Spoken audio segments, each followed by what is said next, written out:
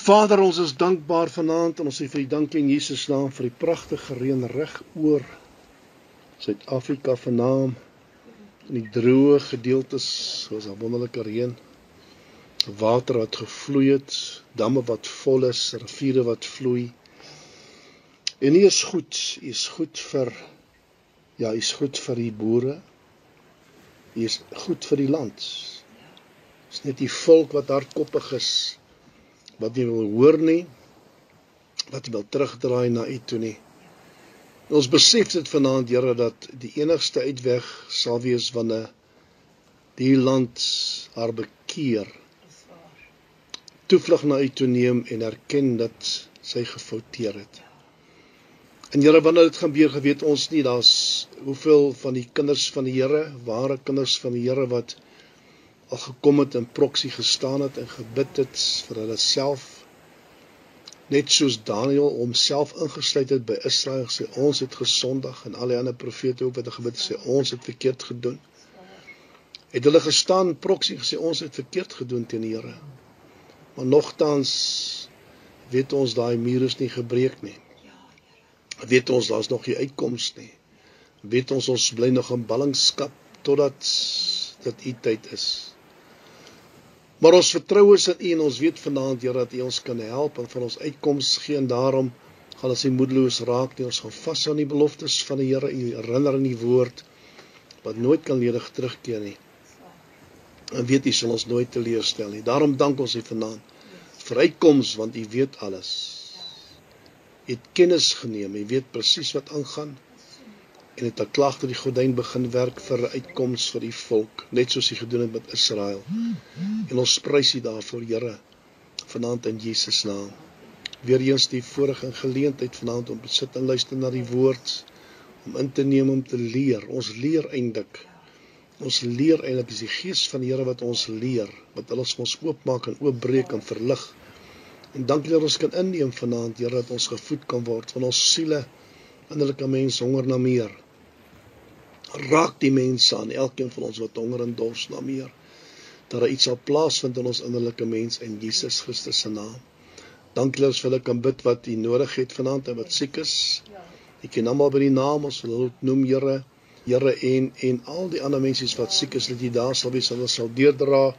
Ons bid en ons vra dat U sal aanraak, hy liggaam sal versterk en sal oprig, Here, in Jesus Christus se naam, en 'n wonderwerk doen, want U is die God van wonders. Ons vertrou U, en afgesien van alles weet ons nogtans U die laaste sê oor ons lewe. En ons prys U daarvoor in Jesus naam. Dankie vir die goedheid en guns, barmhartigheid, ons gesondheid, en alles wat U van ons doen elke dag. En ons prys U daarvoor in Jesus naam. En al die kinders van die Here sê, amen en amen. Goed, Paulus die herder deel 2. Ons maak klaar nou daar. Vanaand Paulus die herder deel 2. Handelinge 20, 29 tot 38. Handelinge 20, 29 tot 38.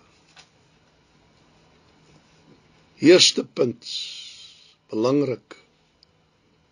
Paulus was bekommerd oor die gemeentes. En jy kan hoor in sy briewe, jy kan so hoor in sy skrywe, jy kan dit optel waar hy skryf en waar hy praat, en alles wat jy lees, praat hy van die gemeentes. Hy was bekommerd oor die gemeentes. Ons gaan nou hoor hoekom. En daarom kon hy uit sy hart oordra dit wat hy graag wou hê hulle moes weet en verstaan. Dit was 'n hard ding geweest. Hy het alles wat hy oor, maar hy was 'n opregte man. Hy was nie 'n hypocriet nie, hy was 'n opregte man. Hy het alles wat hy gesê het, hy bedoel. Elke ding wat hy, elke woord wat hy gesê het, bedoel. Dit was nie leefwoorde of woorde wat hulle so afkraak nie, maar woorde tot stigting. Want Paulus het besef dat al hierdie groot geloofsmanne sy skoene moes volstaan in die gemeente van Efese.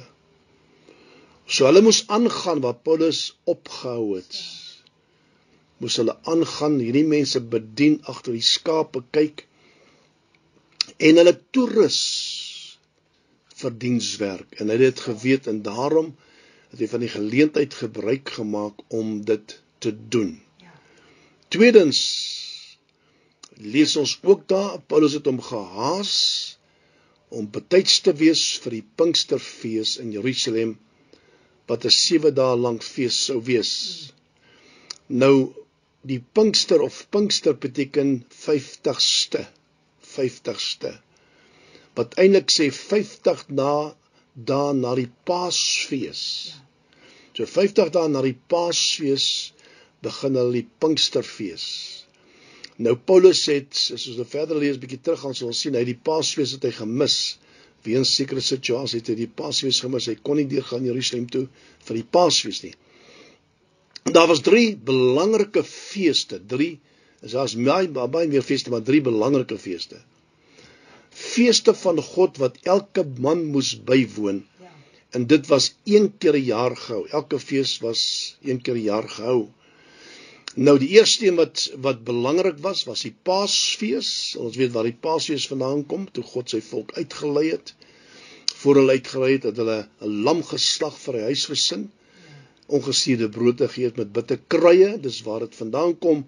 Paasfees, en tweedens die Pinksterfees, wat ons van weet, waar ons dan ook weet waar die Heilige Gees uitgestort was, né?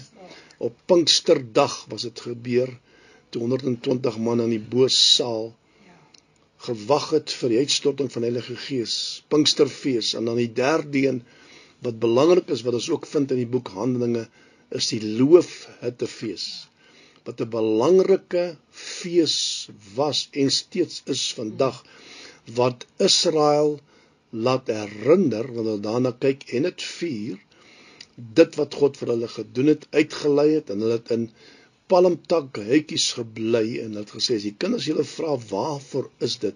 Vertel vir hulle wat die God van Israel vir julle gedoen het. Ek het julle verlos, ek het julle vrygemaak. So die Here se naam word daardeur opgelig en verheerlik. So Paasfees, Pinksterfees en Loofhuttefees, die 3 belangrikste feeste wat hulle gevier het. Levitikus 2:23 vers 2 sê, spreek met die kinders van Israel en sê vir hulle, luister mooi wat hy sê so, die feestye van die Here. Hy sê, hy praat van die feestye van die Here. Feestye, nie van die feestye van 'n mens nie, feestye van die Here, wat julle moet uitroep, luister mooi, as heilige samekomste. Dit is my feestye, sê die Here. Nou die vraag sou wees, en ek wil die vraag graag vra, hoekom is dit nodig dat ons al die dinge weet? Hoekom vertel pastoor ons alles van hierdie dinge? Is dit nodig dat ons dit weet, wat aangaan? Hoekom moet ons dit weet? Sal baie keer vra, pastoor, hoekom moet ek dit weet? Dan wil ek jou vraag antwoord, of wie ook al die vraag vra, dan wil ek julle vraag antwoord met 'n vraag, en dit is, hoe doen julle dan Bybelstudie? En hoe lees julle die Bybel? Lees jy dit, die skrifte, sonder om enige vrae te vra, waarom en hoekom? Het jy al vrae gevra? Dinge wat jy nie verstaan nie, of los jy, maar jy gaan maar in die volgende gedeelte, of die volgende vers, en dan die volgende vers. Of verstaan jy stil by een vers, en jy lees hy vers, tot jy hom verstaan, wat hy eintlik daar sê, en wat hy bedoel. En dis die regte manier om Bybelstudie te doen. En dis hoekom dit belangrik is, dat ek hierdie ding is met u deel, sodat u weet presies, wanneer jy Bybel lees, wat presies daar plaasgevind het. Derdens, saam met Paulus was Lukas, wat deel geword het van sy reisgeselskap. Tussen Filippi en Troas het hy by hulle aangesluit, en ons vind weer in vers 5 die woordjie ons. Want ons daaroor gepraat, die ons, en dan ook die ander woord wat ons gesê het, hulle, en dan ook ons, het ons daar gekry, of ek, en ons, maar ons kry die woordjie ons, en ons daaroor gepraat, want ons sê die woordjie ons van praat, en weet ons, Lukas is ingesluit daar. So hy het geskryf, en dis hoekom hy deel geword het van het, hy praat van ons. En wat Lukas hier verder skryf, in hierdie hoofstuk 20, skryf hy as 'n ooggetuie. Hy skryf dit as 'n ooggetuie. Hy was daar. Alles wat hy gesien en gehoor het. Nou dink net by jouself, ek glo nie, dat hy ooit weer dieselfde kon wees na soveel wonderlike ervarings nie.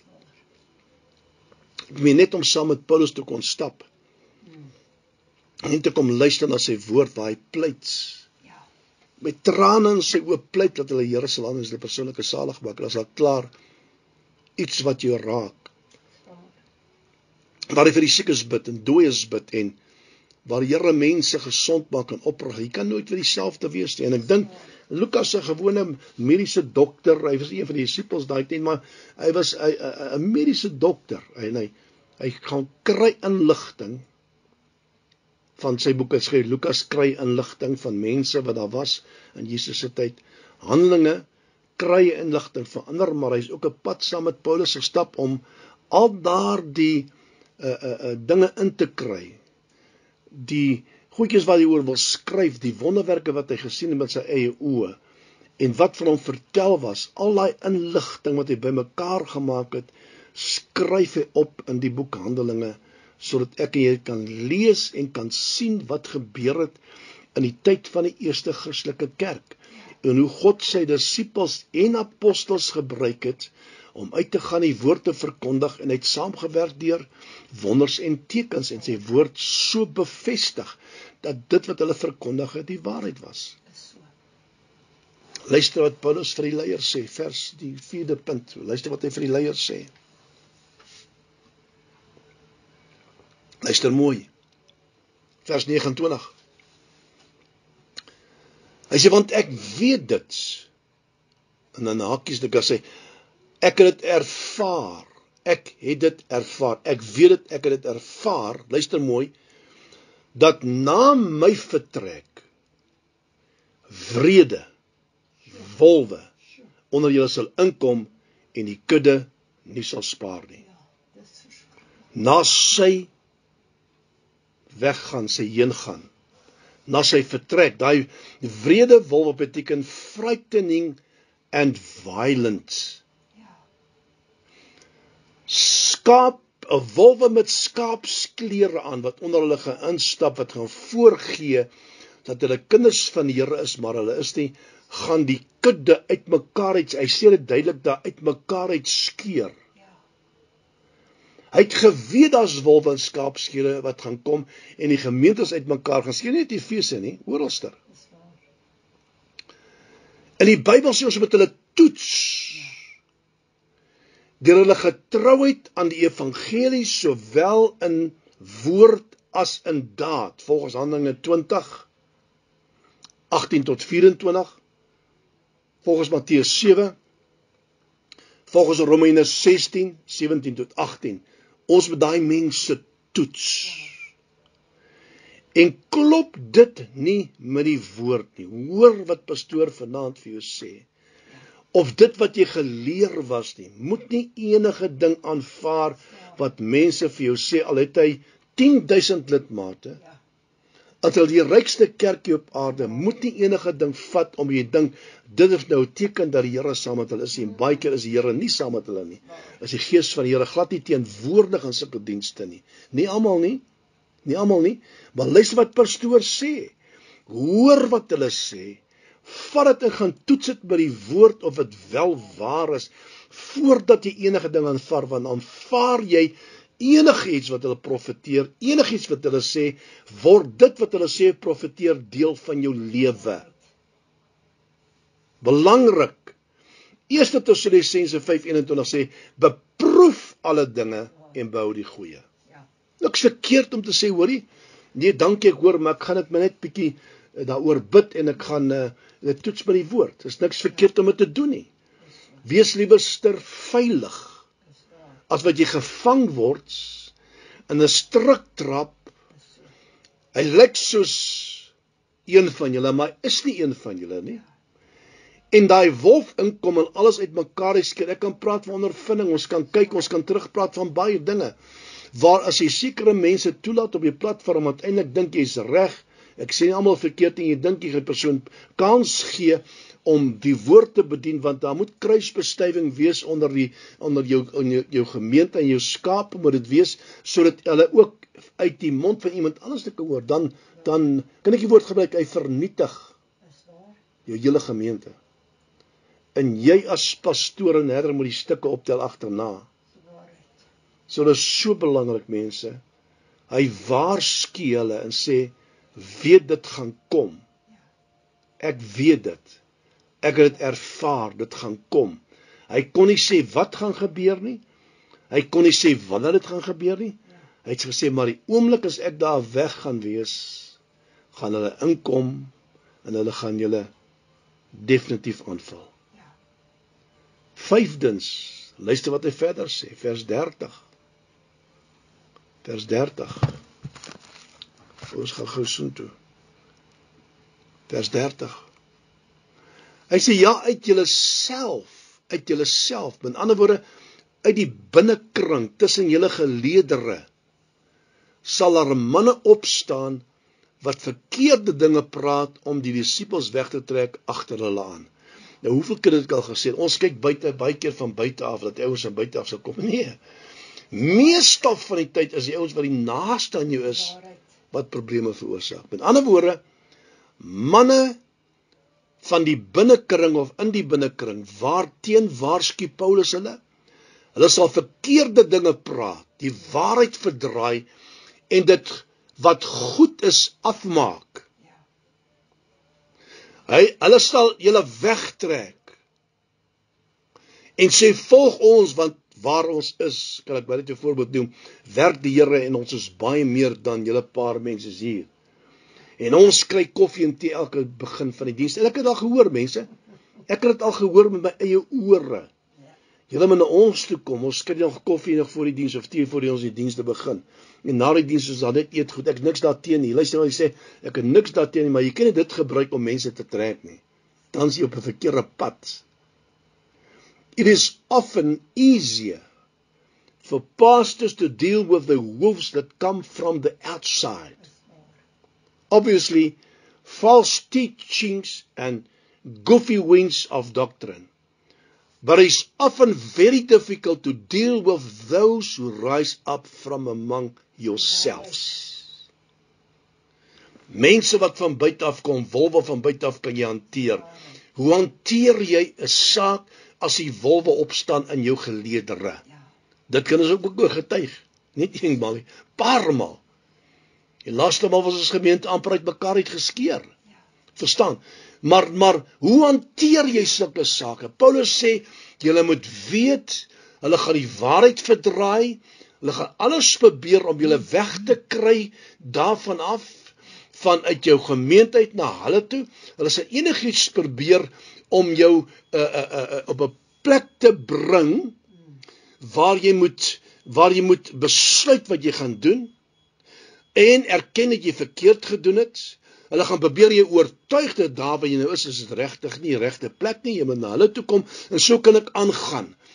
Wat doen jy in so 'n geval van 'n mens na jou toe kom? Weet jy, en ek wil dit weer vanaand sê, en ek het dit hoeveel keer gesê, en luister baie aandagtig wat pastoor vanaand weer 'n keer sê. Ek het hoeveel keer herhaal, maar luister mooi. As ek na my eie lewe kyk, ek noem 'n voorbeeld. Van die dag van my bekering af, 2 Februarie 1978 af, tot nou toe vanaand, spesifiek waar ek sit en met julle praat, kan ek vir julle duidelik sê en eerlikwaar sê ek het gegroei, nommer 1. Tweedens kan ek sê dat iets in my lewe gebeur, ek is verander, ek is heeltemal verander, ek het 'n nuwe skepsel geword. Derdens kan ek sê dat die Here het saam met my gestap reg deur daai jare tot nou toe. Nou as al daardie dinge teenwoordig is in my lewe, ek nie agteruit beweeg het nie, maar wel vorentoe, en ek het begin bou op die fondasie wat ek gelê het in die begin, dan sê dit vir my net een ding, ek is op die regte pad. Stem jy saam met my? Ek is op die regte pad. Nou, hoekom moet ek dan verander as ek op die regte pad is en 'n ander leerstelling aanhang? Hoor jy wat ek sê? Hoekom moet ek dit doen? Dit is hoekom dit belangrik is om dit te toets. Nie almal wat sê Here, Here is van die Here af nie. Dis die waarheid. Nie almal wat bid vir siekes is van die Here af nie. Kom ek sê, Jesus sê dit self. Nie almal wat profeteer is van die Here af nie. So, hoe onderskei jy? En die maklikste manier om dit te onderskei is kyk na die vrug. Wat is die vrug wat die persoon openbaar? is die vrug van die persoon dra dieselfde Sondag, as dit Maandag, Dinsdag, Woensdag, Donderdag, Vrydag, Saterdag is die vrug dieselfde. Wat is die vrug van die persoon dra? Dis een van die tekens wanneer jy kyk, en as jy gou agterkom, wie is saam met jou, en wie is teen jou. Paulus waarsku hulle. En weet wat vir my interessant is? Toe Jesus die laaste avondmaal saam met hulle hou aan die tafel, toe sê, daar's iemand wat my gaan verraai. Hy sê, vanaand is daar iemand wat my gaan verraai. En wie wat sê hulle? Almal van hulle sê dit. Here, is dit ek? Wie is dit? Is dit ek, Here? Kyk na homself, is dit ek? Of is dit ek, Here? So hulle het gewonder wie is die een in die inner circle, in die binnekring van Jesus was daar iemand gewees wat se opstaan teen hom oor 30 stukke silwer. Het hy Jesus verraai. Vir 30 stukke silwer het hy Jesus verraai. Is dit ek, Here? Ons moet baie keer vra, is dit ek?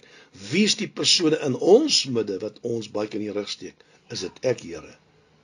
So versigtig, vanaand in hierdie tyd, jy's aan die laaste dae, sal baie valse profete opstaan. En leraars wat die woord bring wat hulle gewete sis. Sê, moenie worry nie, Sondag is okay.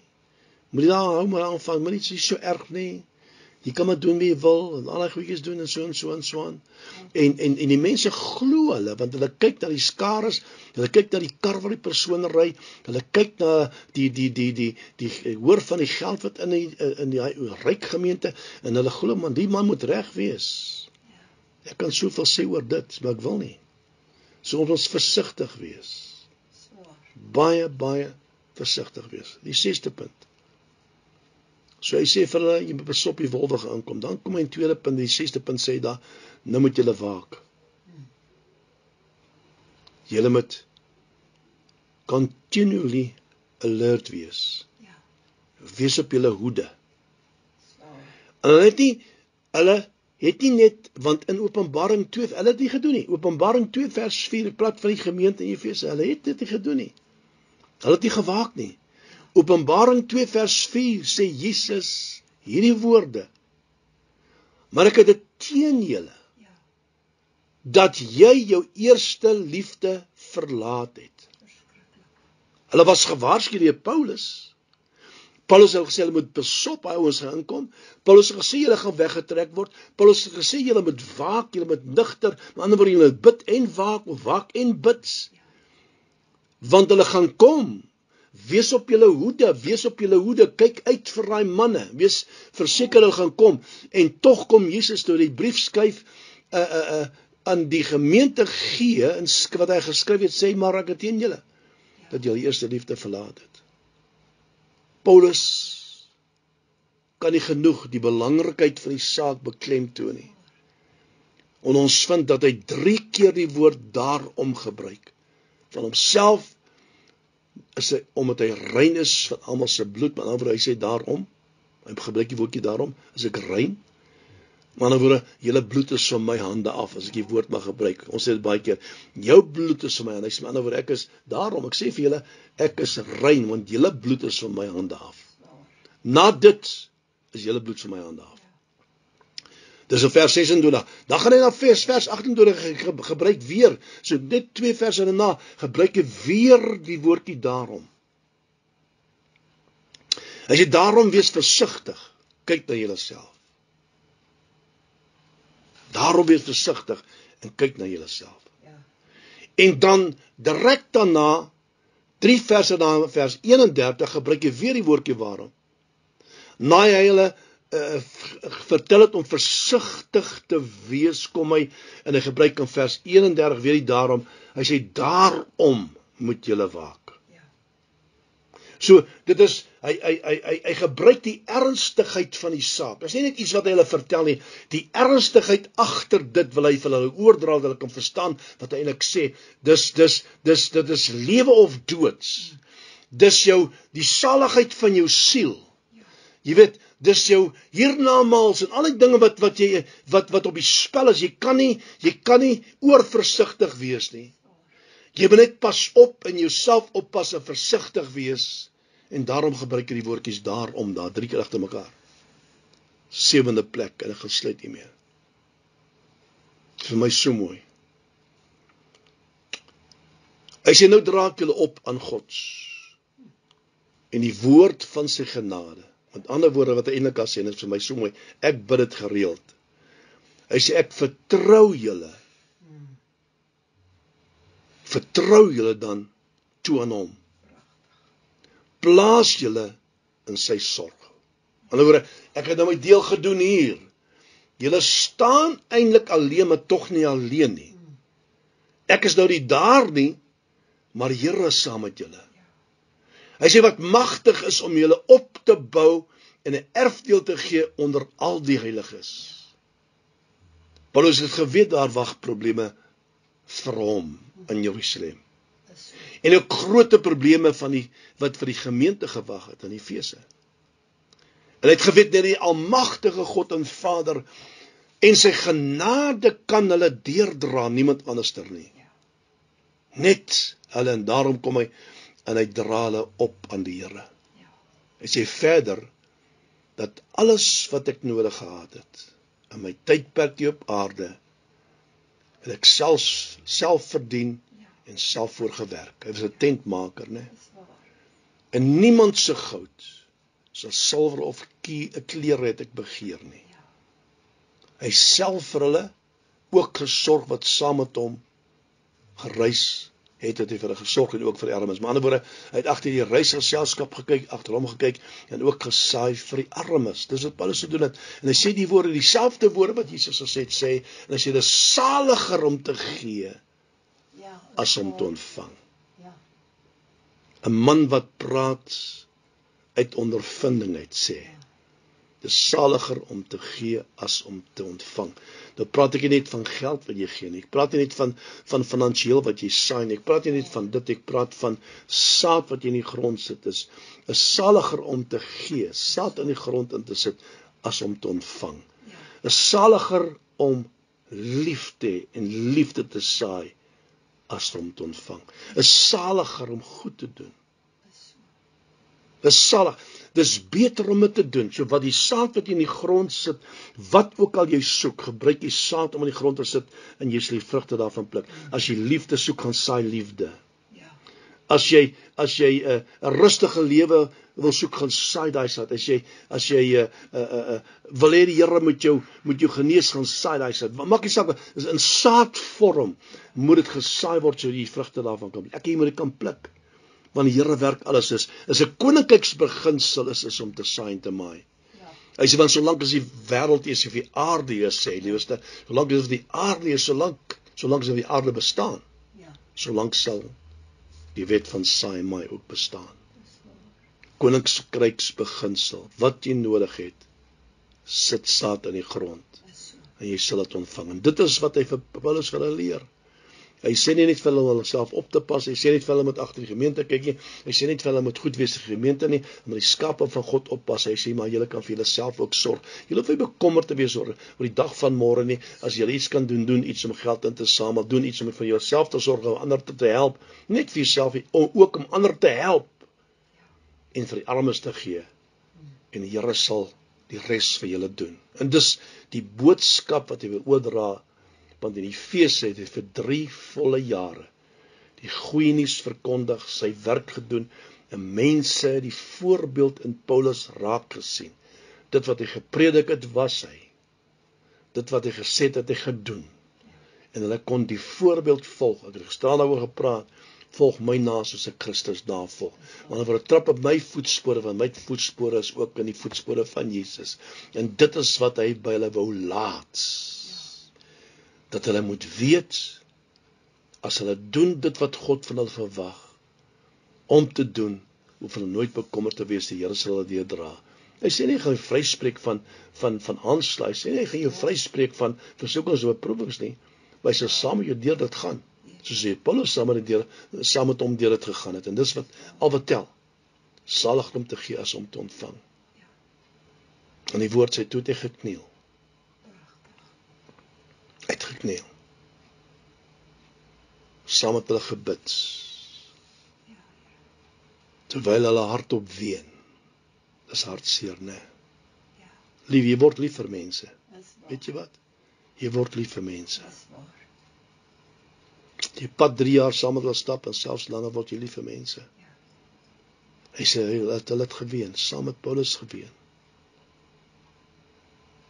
En hom gesoen. En gedruk. Omdat hulle geweet het, sê die woord, dat hulle hom nooit weer sal sien nie. Dis hartseer, hoor. 'n Man wat sy lewe afgelê het in Efese, 'n man wat sy lewe afgelê het in die streek van Asië, sê vir hulle, as die laaste keer wat jy my gesig sal sien. Dit sê iets, hartseer. Maar luister, en die woord sê direk daarna het hulle hom na die skip begelei, sodat hy kan oorvaar na Jerusalem. Wat leer ons uit hierdie gedeelte? So baie dinge. Wat wil die Here vir ons sê dit? So baie dinge. As ons deur dit gaan en oor luister, sê hoor wat die Here vir jou sê. Miskien het jy 'n ander boodskap as die Here vir my gegee het, of 'n ander boodskap wat die Here vir iemand anders gegee het. Maar uit hierdie gedeelte is daar 'n boodskap vir elkeen. En solank ons dit toepas in ons lewe en dadels van die woord word, sal ons die vrugte daarvan pluk. En Jesus se naam sal daardeur verheerlik word. Dankie dat jy geluister het. Mag die Here die kort woord in die hart seën vanaand, in Jesus naam. Ons wil vra, Here, wees soos U onder die gode, en waar is U gelyke te vind? U is in hierdie aand die enige waaragtige God, en daar is geen ander buiten U nie. Dankie vir die voorreg wat ons het, dat ons U mag ken, dat ons met U maaltyd mag hou. Here, dat ons by U voete mag sit en dat ons mag leer. Dankie, Here. Wat 'n voorreg vanaand om U te mag ken. Dankie. Here, daar is so baie verskillende gelowe op hierdie aarde. En aleen wat reg is die evangelie van Christus Jesus, die weg en die waarheid en die lewe. Here, en ons kan nie na U toe kom nie, as ons nie deur hom beweeg nie. En ons kan nie na hom toe gaan as U ons nie nader trek nie. En dan het ons hierdie kosbare, lieflike belofte van U soete Heilige Gees. Ek wil vanaand vra soos ou Dawid van ouds, neem U Gees nie van my af weg nie. Asseblief, Here, sonder U Gees sal ons dit nie maak nie. Kan ons die een voet nie voor die ander voet sit nie. Vader, omdat die woord duidelik vir ons sê, toets die Gees en kyk of die Gees uit God is. Daar is so baie geeste in hierdie dae, in die atmosfeer. Here, dat as ons U Gees nie het nie, ons hulle nie kan onderskei nie. Here, dat ons nie kan onderskei tussen reg en verkeerd sonder U Heilige Gees nie. Ons erken vanaand ons absolute afhanklikheid van hom, Here. Ja. Leer ons, Here, om hom prioriteit in ons lewe te maak. Dat ons kan weet, Here, hy is die persoonlikheid van die Godheid wat vir ons intree by U troonkamers, Here. En met onuitspreeklike sigting, omdat ons nie regtig reg weet hoe te bid nie, daarom bid hy deur ons. Neem U Gees nie vanaand van ons af weg nie. Here, Dawid het U Heilige Gees nie gehad soos wat ek hom vanaand ken nie. Ek wil net vir U sê, Here, as hy so afhanklik van U was, Here, wat nie die Gees van die Here geken het soos ons wat hom ken met die invulling van die Heilige Gees nie. Hoeveel te meer wil ons nie vanaand vir U vra, neem U Gees nie van ons af weg nie. Here, want dit is die salwing en die salwing alleenig van hierdie pragtige Heilige Gees wat die jukke breek en die stroppe stukkend kap, wat deure van gevangenskap laat oopgaan, Here, en kettinge afval, vrylating vir God se volk teweegbring. Neem asseblief U Gees nie van ons af weg nie. Die woord sê vir ons uitdruklik, Here, dat daar sal onder die skape inkom, wolwe geklee in skaapklere. As ons nie U Gees het nie, sal ons hulle nooit kan onderskei nie. Here, ons weet in hierdie aanduur dat Lucifer is 'n naaper. U doen niks, Here, of hy naap u nie. Daarom het ons vanaand nodig om so fyn in die gees te wees, so sensitief in die gees te wees, so deur die gees gelei en geleer te word. Here, ons het u nodig in hierdie aand. Sonder u gees kan ons niks doen nie. Ja. Ons wil vra dat u gees met ons sal deel, Here, soos wat daar nodig in ons lewe is om mee gedeel te word, sodat ons innerlike mens gevoed kan word, Here, met die woord. Here, die woord wat die lewe en die lewe in oorvloed is. Dat ons in hierdie aanduur wagtend op u kan wees en kan weet, Here, u is getrou. U sal ons nie versaak nie, u sal ons nie verlaat nie, u sal ons nie vir die wolwe gooi nie. Ja, Here. U het u gees vir ons gegee, Ja. en hy lei en leer ons in alle waarheid. Here, ons weet in hierdie aand, hierdie vyand is daarop uit om te slag, te steel en te verwoes. Yes. En hy werk in die kerk. Hy werk onder die kinders van die Here. Leer ons in hierdie aand, Here, om u Heilige Gees prioriteit in ons lewe te gee. Ek weet nie of ons dit ooit genoeg kan oorproklameer nie. Neem asseblief nie u Gees van ons af weg nie. Want sonder u Gees, Here, sal ons dit nooit maak nie. Daarom het Jesus dit gesê, ek gaan na my Vader en na julle Vader. En ons sal om die Gees bid dat hy die Gees vir ons stuur. En u het dit gedoen. Op Pinksterdag, Here, daar so 'n pragtige ding plaasgevind. En ewer van daar af, Here, het die kerk nooit weer dieselfde gewees nie. Nooit weer dieselfde nie. Ek wil vra vanaand, asseblief, neem u Gees nie van ons af weg nie. Nie alleen as die kerk nie, maar as individue. Ons kan nie sonder u Gees werk nie. Ons kan nie sonder op een voet voor die ander voet sit nie. Ons het u Gees nodig. Hy lei en leer ons in alle waarheid. Hy maak u perfekte wil vir ons bekend, sodat ons in u wil in kan wandel. Baie dankie, Here, dat ons aanspraak kan maak op hierdie pragtige belofte. En kan weet in Christus Jesus is dit ja en amen. Ja. Baie dankie dat ons weet vanaand dat ons nie reg weet hoe te bid eers nie. Dat hy vir ons intree met onuitspreeklike sigtinge. Dankie, Here. Wat sal ons sonder u Gees doen? Asseblief, neem u Gees nie van ons af weg nie. Here, asseblief, is ons gebed, neem u Gees nie weg nie. Baie dankie, Here, dat u met ons deel. Here, dat u honger in ons binneste wakker maak, 'n behoefte na meer van u. Here, sodat u koninkryk in ons lewe mag kom. Dankie. In krag en in lewe, Here, sodat u naam geheilig mag word.